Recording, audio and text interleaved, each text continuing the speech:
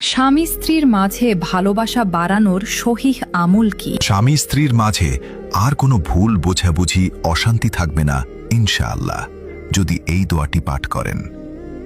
স্বামী স্ত্রীর মধ্যে ভুল বোঝাবুঝি অশান্তি দূর করা এবং পারস্পরিক ভালোবাসা বৃদ্ধি করার জন্য ইসলামে সুন্দর ও কার্যকরী আমল রয়েছে। ইসলামে ঘরোয়া শান্তিটি বজায় রাখা এবং জীবনসঙ্গীর প্রতি সদয় হওয়াকে ইবাদত হিসেবে গণ্য করা হয়েছে।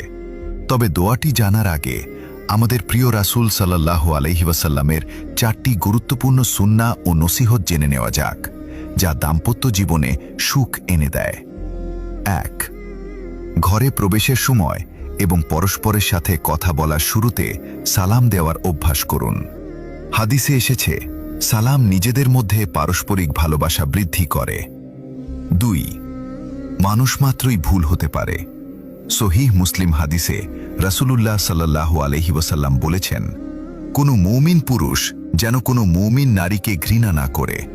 তার কোনো একটি অভ্যাস অপছন্দ হলে অন্য আরেকটি অভ্যাস অবশ্যই পছন্দনীয় হবে। 3. রাসূলুল্লাহ সাল্লাল্লাহু আলাইহি ওয়াসাল্লাম তার স্ত্রীদের সাথে হেসে খেলে কথা বলতেন, তাদের সাথে সুন্দর সময় কাটাতেন। তিনি বলেছেন, তোমাদের মধ্যে সেই ব্যক্তি সর্বোত্তম যে তার স্ত্রীর নিকট সর্বোত্তম।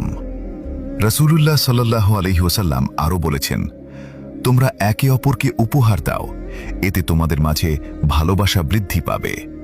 উপহার দামি হতে হবে এমন নয়, একটি ছোট জিনিস বা প্রিয় কোনো খাবারও সম্পর্কের দূরত্ব কমিয়ে দিতে পারে। 4. ঝামেলা বা রাগারাগির সময় তর্ক না করে একজন চুপ থাকা উচিত। রাগ কমে গেলে দুজনে একান্তে বসে শান্ত মাথায় সমস্যার সমাধান করা এবং নিজেদের ভুল স্বীকার করে নেওয়া বুদ্ধিমত্তার পরিচয়।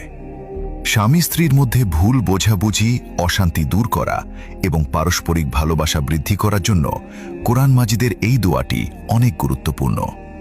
যে ব্যক্তি এই দোয়াটি ফরজ নামাজের পরে নিয়মিত পাঠ করবে, ইনশাআল্লাহ মহান আল্লাহ তাআলা তার মধ্যে সব অশান্তি দূর করে ভালোবাসা বৃদ্ধি করে দিবেন।